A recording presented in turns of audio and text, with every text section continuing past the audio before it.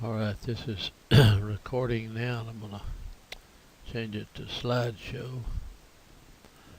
I'll have to get my little pen ready. So we'll start recording from here, and we can delete the stuff in front of it. This is, I'm Dr. Bill Wyatt, and I'm going to go through this group on high angle cases. And they have dental closed bites, some of them are dental open bites too. And these are the difficult orthodontic cases really, and they're probably the toughest to do, and some of them take a very long time, and sometimes you just can't possibly win without doing some orthodontic surgery on these cases. This particular case right here had some functional problems. Nearly all of these cases have some type of functional problem when they start off, and they'll have a narrow upper arch, and they'll have a tongue thrust or a mouth breathing problem.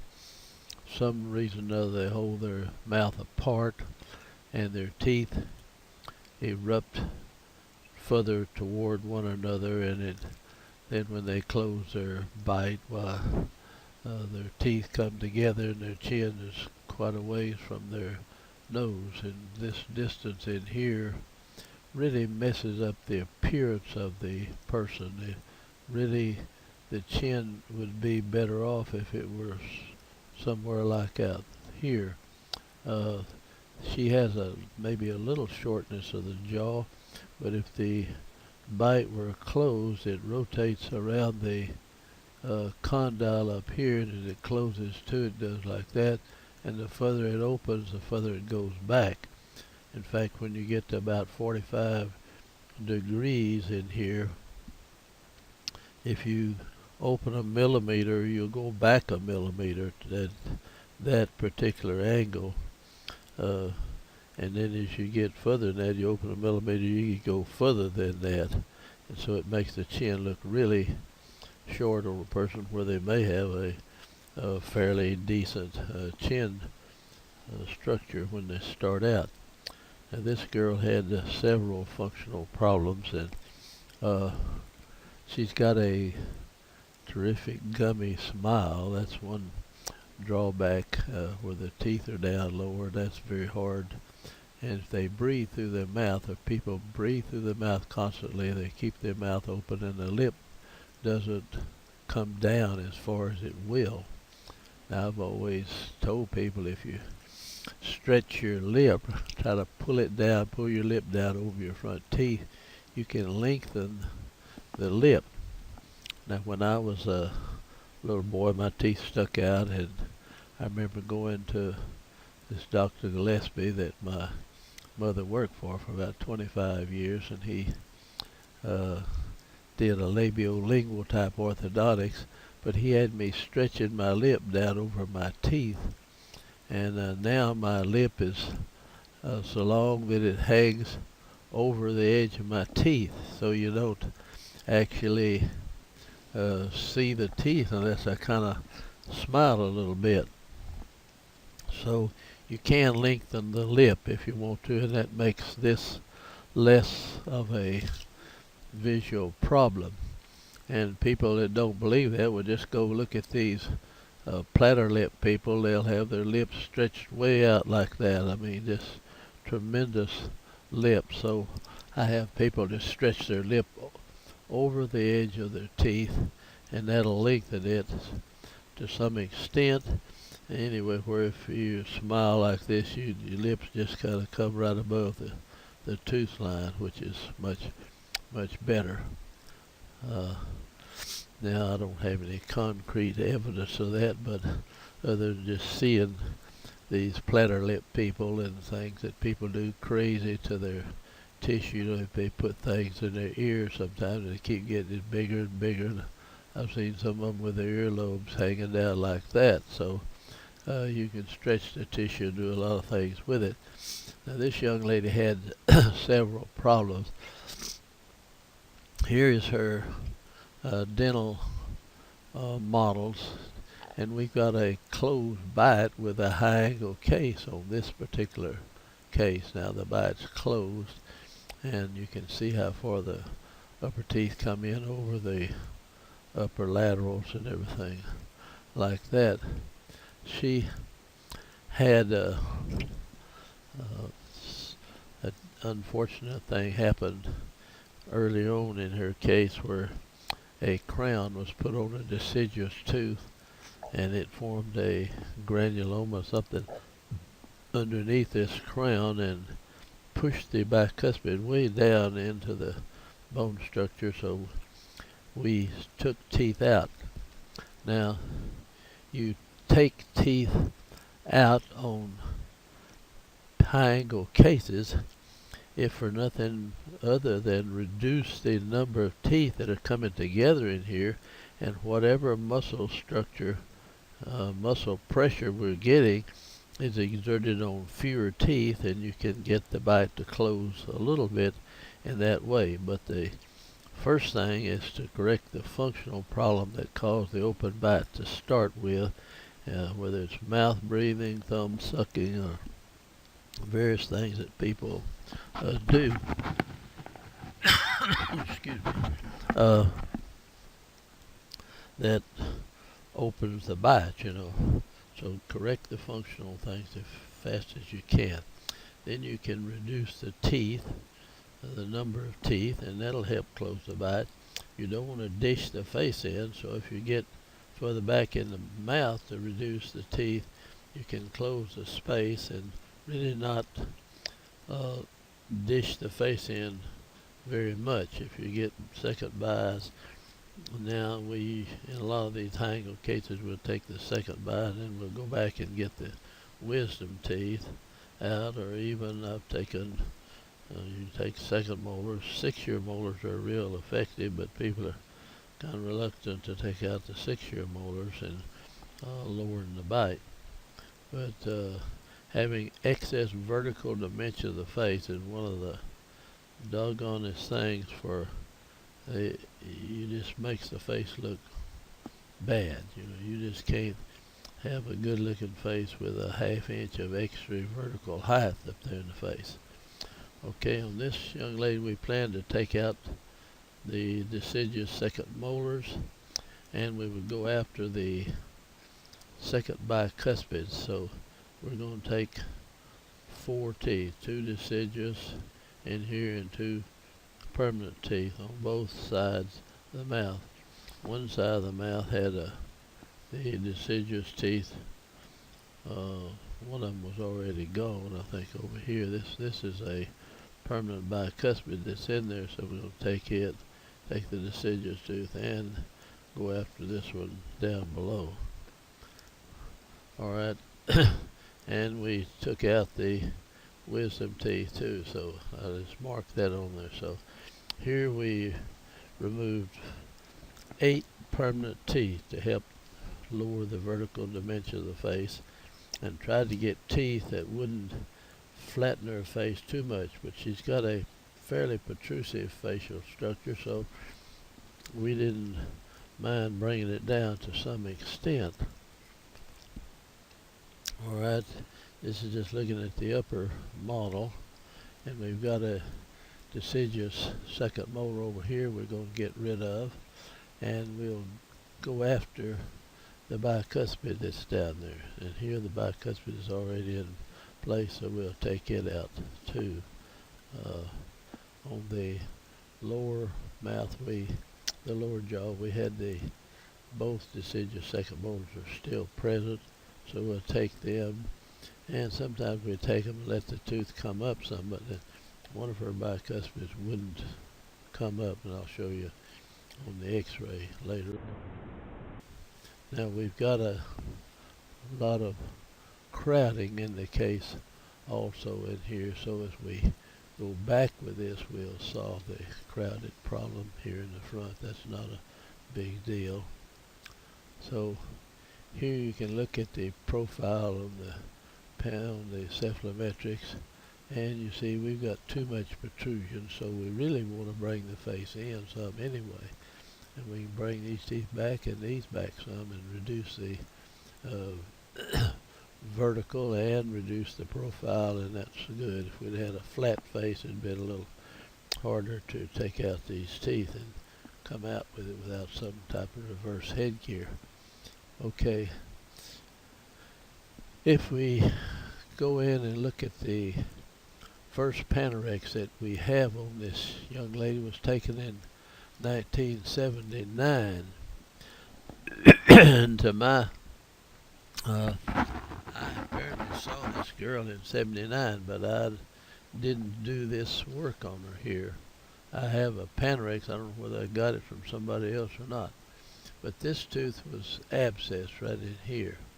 And don't put crowns on abscessed teeth, because I've seen these teeth form a granuloma or something and push the developing tooth out of place. And that's what actually happened in this particular case.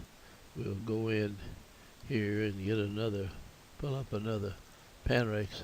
Now this is 1985 and that was 1979, so that's 6 years later before I saw this girl back. Now this tooth had been crowned with a stainless steel crown right here. Now this had a stainless steel crown, but apparently didn't form a granuloma or whatever and push the tooth back. This one right here, the tooth seems to be retarded in its development coming down and hasn't eaten the root away properly, so it's stuck up higher than it should be. This one has gone up against the filling and the crown, and it's kind of stuck. This one apparently formed a kind of a granuloma or cyst-like formation here, and it pushed this tooth down out of position. Now let me kind of erase that and go back and look where it is, and look where it was 6 years before then. This tooth was sitting straight up and down in here, headed in the right direction, and if this had not been crowned, the material would have come out. You'd have pus or whatever would have come out through the tooth, but the tooth could have been eaten away by this when it come up. But by putting this crown on, just seal this off, and they probably put some filling material in there. I can't tell what filling material was put in there, but something was put in there, and then it formed a kind of a cyst in here, and it pushed this tooth down flat, and it was headed straight up right in here somewhere, and now it's shoved down and developing down here close to the cortical bone structure, which is not a good thing at all. So we came in and took, either I did or sent it to an oral surgeon to get that out. I don't know. Years ago I used to do the surgery for my orthodontic cases a lot of the time, but later on we sent nearly all of that kind of stuff out to oral surgeon or to the dentist, especially if somebody referred it, we'd send it to them to get the teeth out. So we took this tooth out down here, and we took the tooth out above, took this tooth down here, and this, and one of them, the bicuspid, we just extracted the bicuspid, so there's a bicuspid gone from up here. Now the space, this is 1986, and the space is closing up. We've moved back, and the teeth are straightened out in there, and we've closed this down. We've extracted teeth back here. So I'm sure I sent this girl to an oral surgeon to do that. So here's 1986, and we're way along on our way in doing the case. Here's 1987. We've got a little space left. We need to bring these roots up a little more. In pretty good shape over here. Everything's lined up now. Somewhere in here she lost the nerve in that lateral. Let's see if it was I don't. Well, it had a root canal on it over here too, so I don't remember exactly what was wrong with that lateral tooth to have a root canal done on that early age. She's 16 and a half right now at this time. Now here it is, 1987, and the space is pretty well together. We're just about to finish up on the case. And she's 18 and a half now, and I don't know, this is the sixth Panorex we've taken on her, and we've taken everything off the top, and we've still got 3 to 3 banded down on the bottom. I never did get this roots back where it should be, nor this one all the way, so that's our fault. We didn't put enough tip in the arch wire right there. You don't notice it till you take the pictures of it sometimes. So she's 18 and a half at this time. And here are some blown up pictures of that tooth. And this was 1970. I think this was 79, something like that, when we saw this girl. Then we didn't get her back in until 85 or something like that. So it was about 6 years difference from here, and here's this kind of abscess tooth, and the guy crowned this thing. He must have put some filling in here and thought he took care of it, but a cyst or else an abscessed area, it probably was a cyst, so I don't think she had an abscess in there. And it took this tooth and just shoved it down, laid it right down. So here's what happened to that tooth. It's pushed down like that, and during this time the root grew, ran into the cortical bone, and kind of turned up like that. So all of this there's no bone to speak of in here. So when you extract this tooth, you can come down and get this. Now I have tried, and I've done one or two of these where you really needed to keep this bicuspid, so I had an oral surgeon come in and take everything out and clean this all out, and then just luxate this tooth right in here and kind of set it up where it's sitting, coming up something like, maybe like this, and where as it grew you could pull it up, or else you attach something to it. If it's already got the root on it, it's not going to be forced up as the root grows, and so it's best to kind of pull them up with something, but that takes a long time, and that's a very difficult orthodontic procedure to do. So in this case we needed to extract teeth, so we took all these teeth out on this young lady. Okay, we'll kind of look at this after we started the orthodontics. Here it's 1985, and we're taking some starting models, and we've done the extractions and all this. Prior to this, we went in real early and got all that stuff out and let her just sit there for a while. A lot of the space closed up. Normally we extract and start the orthodontics immediately, but she didn't have everything else in there quite ready. So here we are, we've extracted the teeth. They haven't been out too long, and part of this is already drifted together.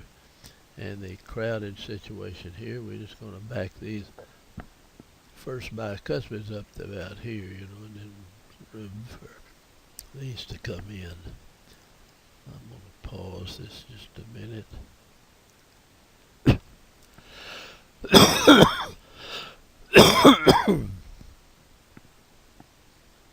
And now we'll start again here. Hopefully it paused.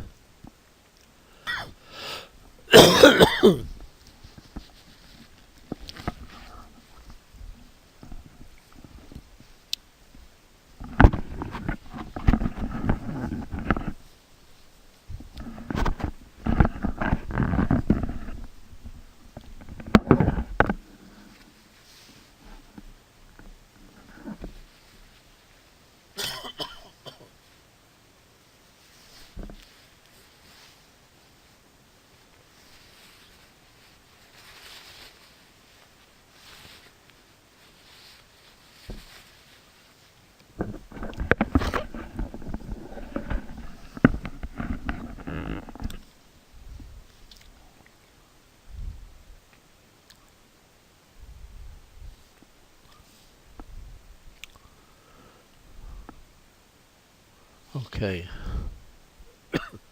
hopefully it paused in there. So now we've got all the appliances on. Looks like we've got rectangular arches in there, and we're put an intruding arch on the bottom. That's where this comes out with this little deal, and it'll be coming down here and raise it up. So we're lowering the lower anterior teeth. We're bringing them down.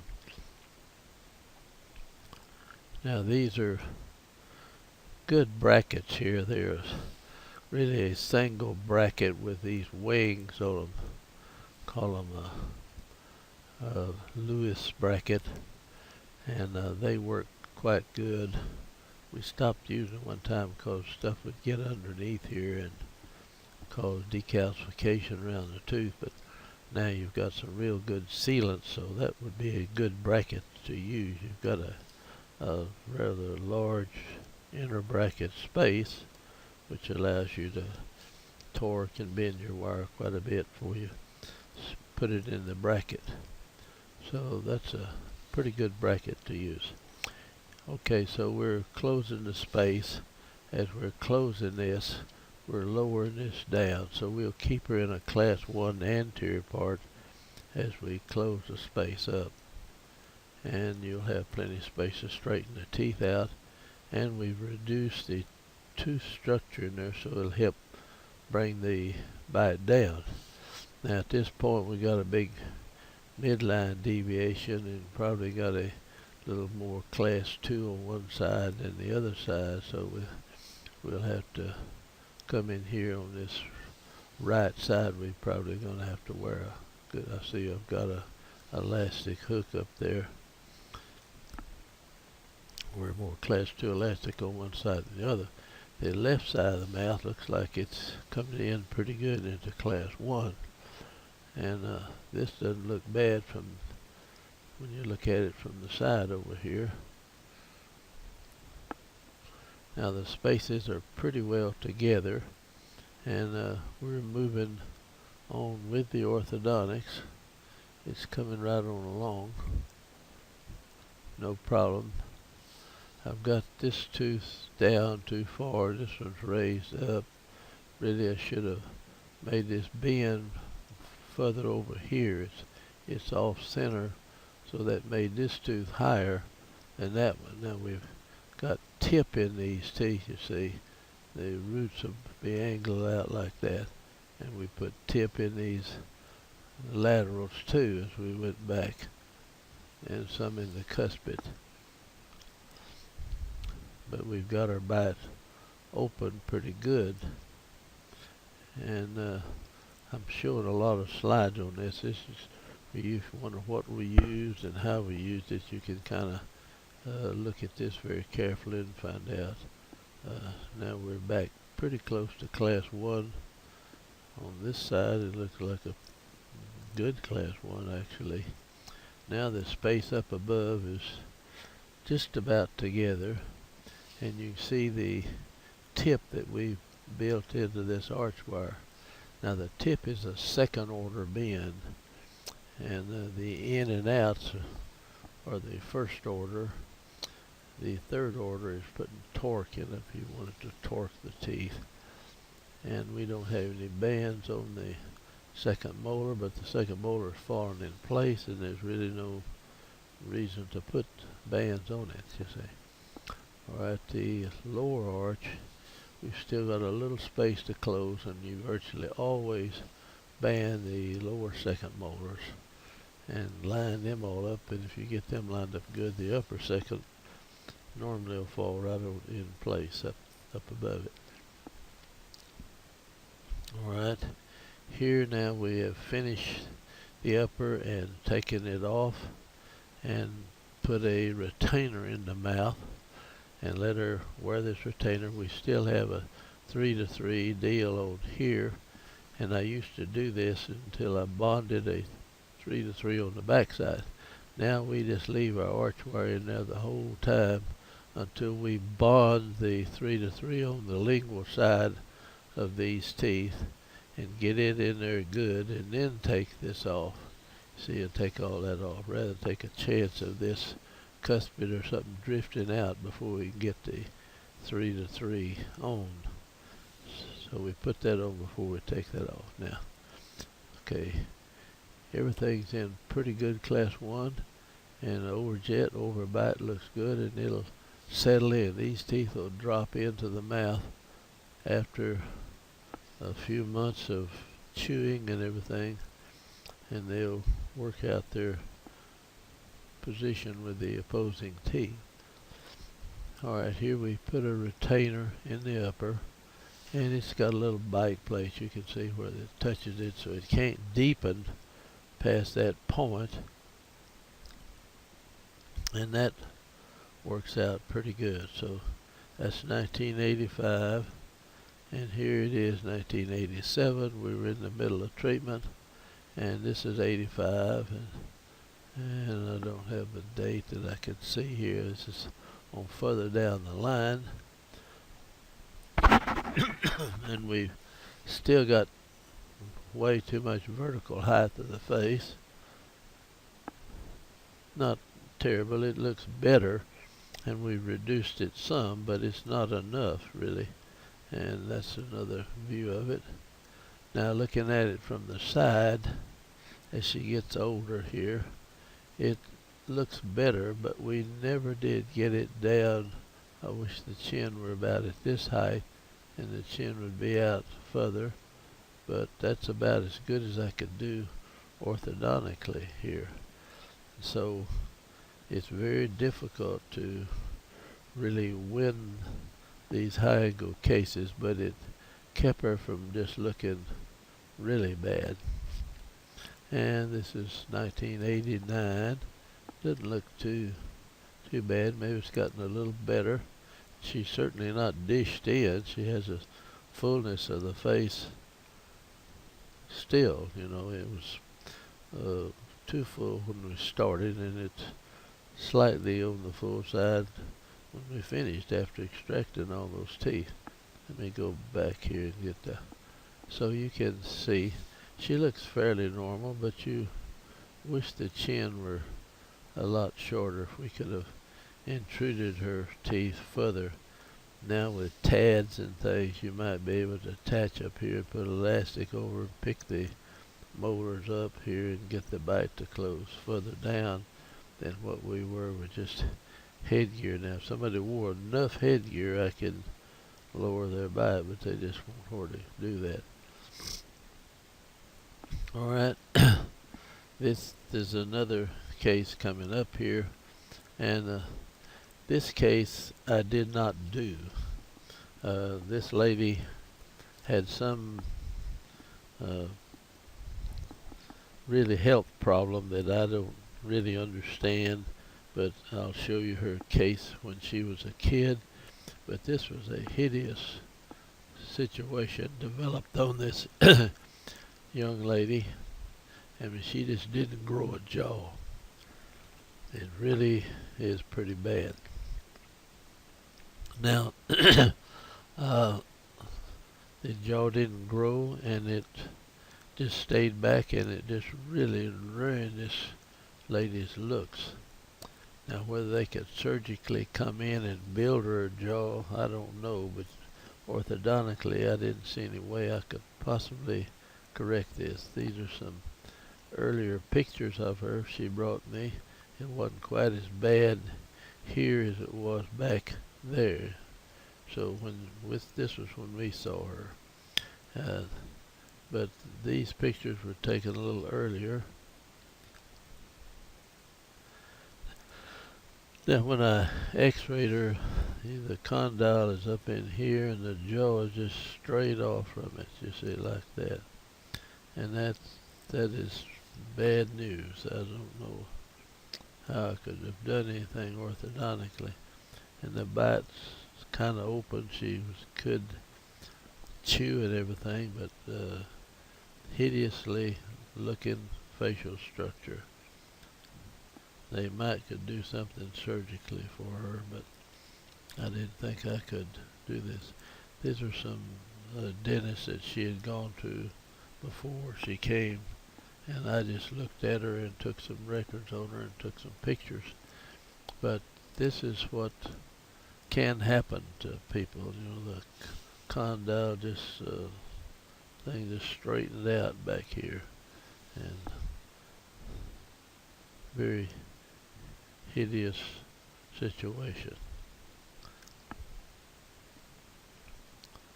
On this side, the condyles just lean way back in here. You see, it looks terrible. Now, this is her when she was in school. She brought me these school pictures of herself, and she's a neat little girl. Looks quite nice. And here she's got a good chin, good facial structure, lip structure, everything looks good.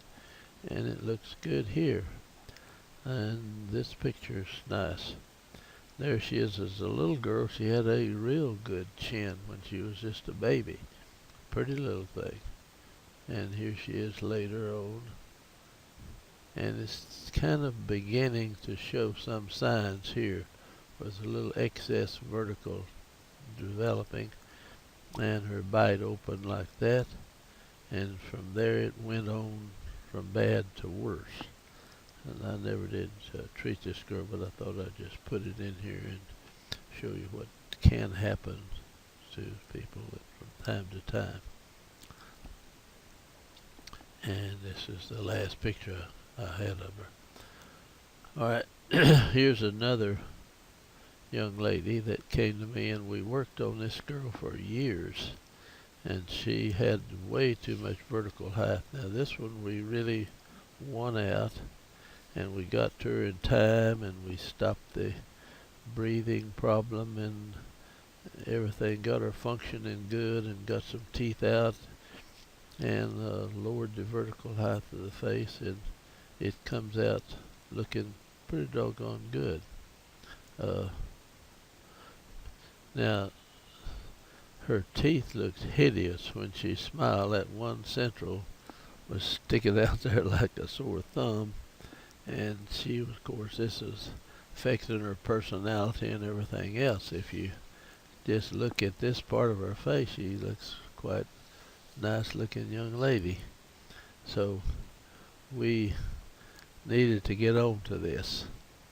And you start something like this just as soon as you see it. You got to correct the functional problem and get that taken care of, and then start in on the dental, or you start them both at the same time usually.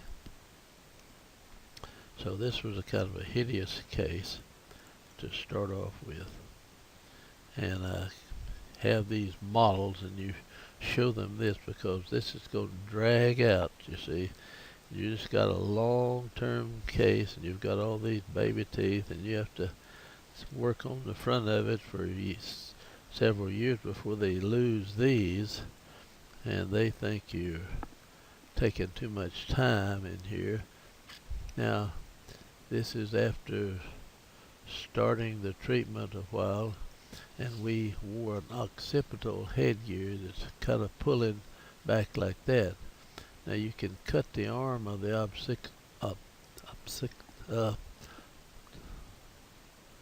of the headgear. You can cut the face bow off so that you're picking up more toward the molars, or if you back here, you pick it up the back end of the arch wire, raising it up like that with an occipital type headgear. And we got to intrude the molars to some extent doing that. We got that tooth lined up, and she's looking better now than she did. This is 1974, and we'll pull those two teeth together, and we, if I remember correctly, we went in and took some bicuspids out on her fairly early. Now this is back before we actually went into full brackets, you see. So we've got these teeth lined up, and we've extracted, I'm pretty sure, the first bicuspids at this time. Now we're wearing an occipital headgear. It's hooked into the molars back here, and if you cut those arms off about at this level and you're pulling up, you'll kind of pick the molars up. If you cut them shorter than that, you pick up everything in between. You can make them real short, and you'll just pick up the anterior part of the mouth. So an occipital headgear is a good tool to use in orthodontics. So I always see these people running around bragging because they never use a headgear. Well, they have some cases that don't look as good as they could if they went ahead and used the headgear. Okay, so we've got to open the bite, and this is a year after we started the treatment. She looks a lot better, but she's still got a lot of baby teeth in there, and it's going to take a long time to do this case. Seemed like we worked on her about 6 or 8 years before we totally had it finished.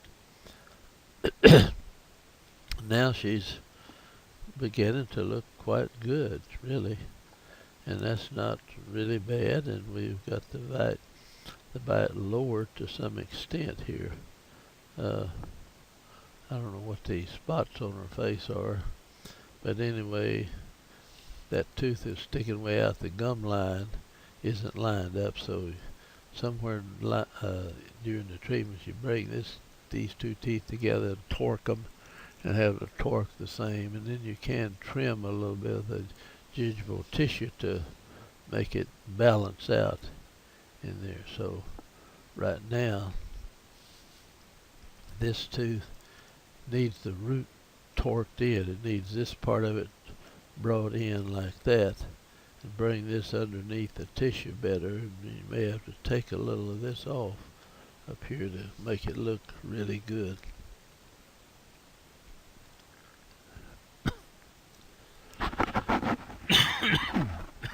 Excuse me. Alright, let's continue on. We just got a 2x4 upper appliance in there, just 6-year molars and the 4 anteriors. We've taken out the first bias on the case and getting her breathing properly and functioning properly. And as we do that, we create enough space down on the bottom. Alright, here's 1977. We've been in it 3 years now at this point, and we had to start and stay with it, so it's going to be a long-term case. And we're wearing some class 2 elastics, which is not the best for high-angle cases, but you can do that, and we probably wore some occipital headgear continued with that. And these were all bands back in the good old days when we banded everything. It was the devil. To do orthodontics was tough. Alright, now we've got the 12-year molars in and everything's going along. It's 1978. And we've got just a little space to close up above. Alright, let me see. I think it's 4 3/4 years of treatment before we got to this point. Alright, we have her pretty well lined up here. And I think we got these off at about 6 years. We pulled it in place, and then we had her wisdom teeth, if I remember correctly, taken out. Alright, there's the models of the teeth when we started out, and here it is later on down the line. This is 4 or 5 years later, and there was the 1973, and this is 8.5 years. It took a long time for her to get her teeth in her mouth, and they were getting pretty irritated.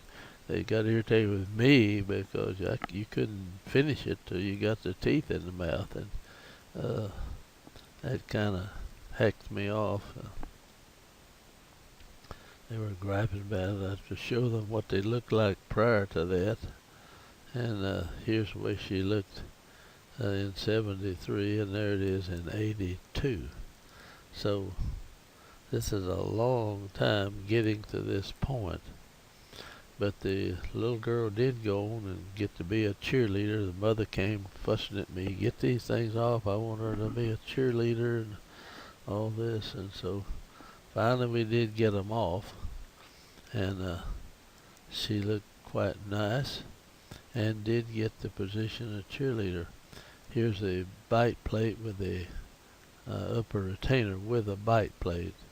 We still had it over the 6-year molar band, so we could wear a headgear if we saw our class 2 slipping. Well, we could come back with a headgear on it up there. Alright, the bottom looks quite good now, and I'm sure we had the wisdom teeth out, and there it is in 73, and that was the bottom arch. I guess that's 82. Said I don't know how long it's been off at that time. That's 82 again. And here's the young lady's face after we finished. It's quite a good looking young lady. And her mother was griping at me to get these things off, that our neighbor over there was only in braces for 2 years or something, and you've been keeping these on my daughter for all these years. You wanted to hit her with something. Well, the little girl went off to college and studied, I forget what it was, but she had a little more sense, and she came back by the office and thanked me for doing the orthodontics on her. And her smile is pretty. She's got a little bit of gumminess to the smile, but not severe. Quite an attractive smile. I would like to show a little less gum treatment, but I mean gum. Anyway, that's one more high angle case that we've done here. I'm going to pause again. I can pause.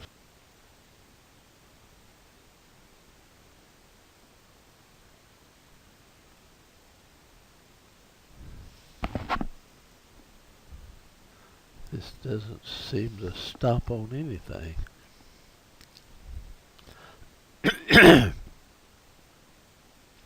So we just have to cut some of this out of the picture. I don't know what to do to pause it. That F9 didn't have much effect on it, I could tell. Okay, I'm going to go into this next case. I'll push this, and I'll come back up here to stop this for the time being.